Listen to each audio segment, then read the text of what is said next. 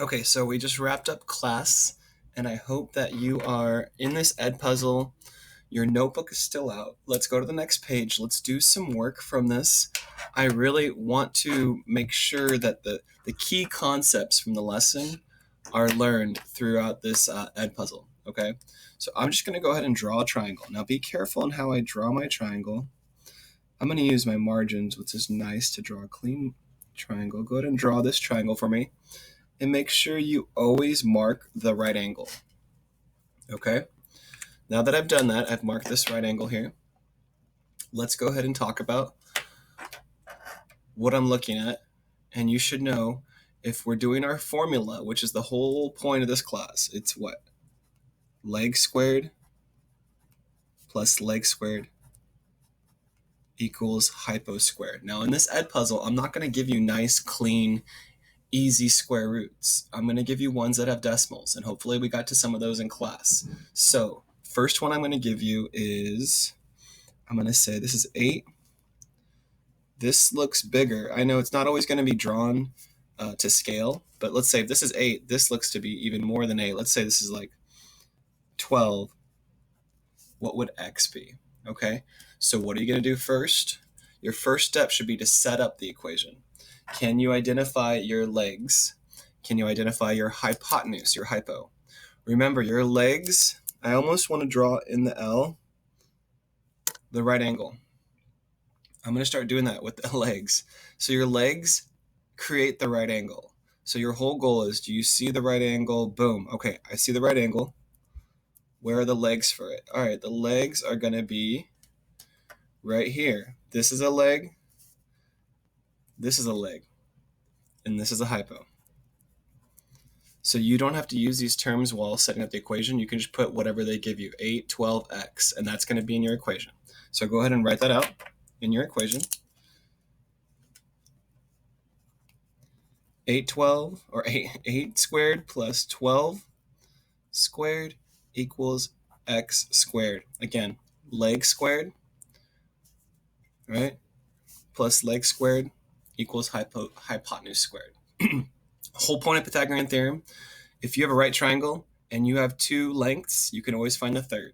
All right? Now you have this.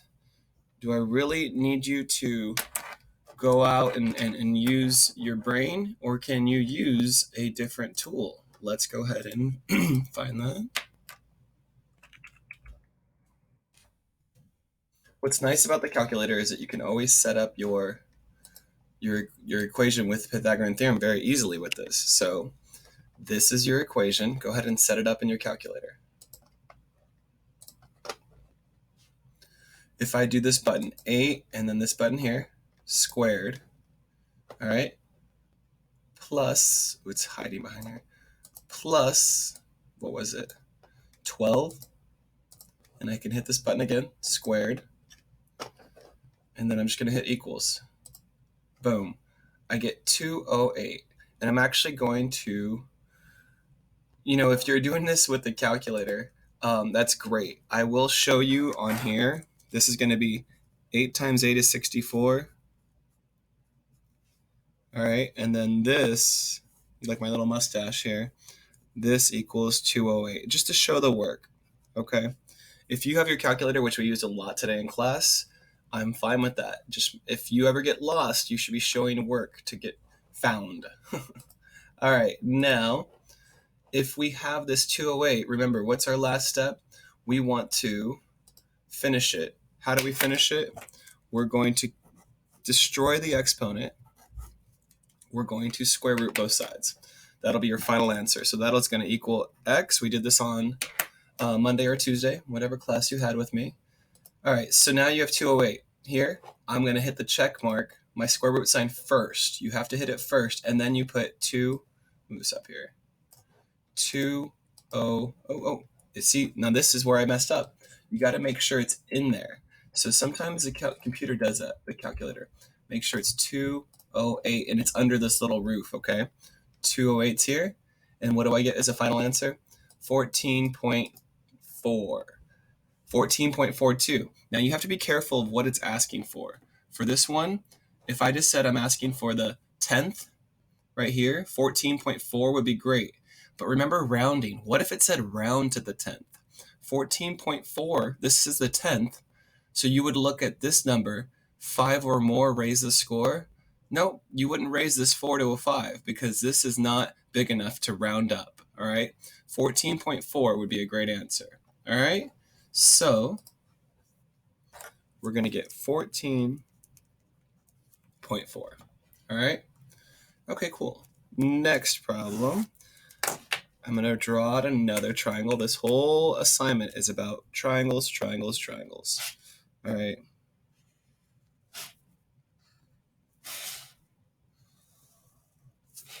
And really, it's triangles, but you honestly are doing more equation skills, right? You're doing more algebra. This is the algebra when you see variables and you're solving equations. This is the geometry where there's actual triangles, but honestly, this is more algebra than geometry. So what I'm going to do right now is I'm going to label some stuff here. And what I want you to do is pick the one you think that would set up the equation properly. Now, let's go ahead and set up this equation properly. What am I looking for every time? What's my formula? Leg squared plus leg squared equals hypo squared. I don't care if you get so tired of hearing that, because that needs to be imprinted in your brain. That needs to be right away. You can pull that. Now, where are my legs? How do I find my legs? You could say, all right, I got to find that L. I have to find the right angle. Where is my right angle? Is this a right angle? No. Is this a right angle? No. Your right angle is right here. All right, and that's what that little square is. This creates your legs. So this is interesting. This is a leg here. This is a leg here. Where do kids most likely miss this problem? They set it up wrong. They don't set it up properly, okay? So that's a leg, so I'm going to have 6 squared. That's a leg, and that's a leg. Remember, this is our L. It's laying down in reverse, but you see my L. Look what I have here, equals 10 squared. Okay, we're going to do this one without the calculator because this is a nice, clean, easy one without crazy decimals. So what is my next step is I want to get rid of the squares that I can. I can't deal with this yet. I got to deal with this at the end. But I know 6 times 6 is 36. I can't deal with the x squared yet. And I know that 10 squared is 100. Okay? Now that I know this, what is my last step or final step? Remember, the whole goal is to get x by itself. Didn't we do these last class? Excuse me. Didn't we do this last time? So get rid of the 36. So get rid of the 36. How do you get rid of it? You subtract 36 to both sides. All right. If you need a calculator for this, that's fine. But I want to get a final answer out of you. All right. You get to that point. X squared equals 64, or square root of 64. Now, what's the square root of 64? 8. Okay, good. All right, let's do another one. All right, let's do one that's not so nice and neat.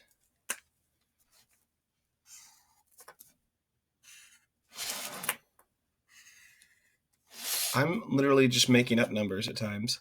I know the ones that are nice and neat, they're called Pythagorean triples, but sometimes I just make up the ones that are going to actually end up working out well. And let's see here. Let's just go ahead. I'm going to say this is 11. I'll say this is 6, and this is x. All right. I want you to go ahead and try to set this up on your own, first of all. And then we're going to go ahead and try to solve it on our own. This one's a little more challenging. Take your time. This one's more like the one we just completed. All right. This one's more like this one right here. So we just did. So go ahead and set it up. Where are your legs at? Well, I know the right angle touches both my legs. The right angle. touches the legs, and guess what? It points to, you see how this right angle is pointing? It points to the hypotenuse. So the right angle touches the legs, but it points to the hypotenuse. So I have x squared plus 6 squared. Those are my legs. Okay? If you don't see it, do you see my L now? It's pretty easy. All right? L stands for legs. X squared plus 6 squared equals 11 squared. All right, now let's go ahead and just start solving this. You can't do anything with x squared. All right? That stays there until the end of the problem. Now, bring this down. That's going to be plus 36, and then 11 squared is going to be 121. Okay? Now I have no problem if you want to go ahead and use your calculator, but what's the next step?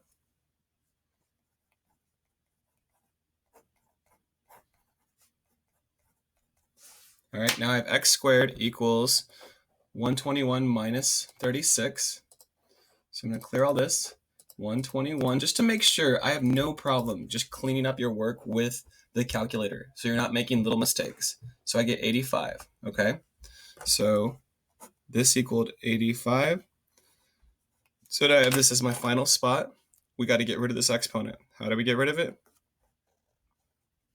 We destroy it with the square root weapon here. Square root both sides. All right, if you square root this, now let's go ahead and figure out what the square root of 85 is. You have 85 here. If you hit enter, that's why I love these calculators, is because they give you different levels so you can see the work you did before. Hit your check mark and put in 85. 85. Then you get 9.2. That's fine. We can leave it that way. All right, 9.2 is your final answer. All right?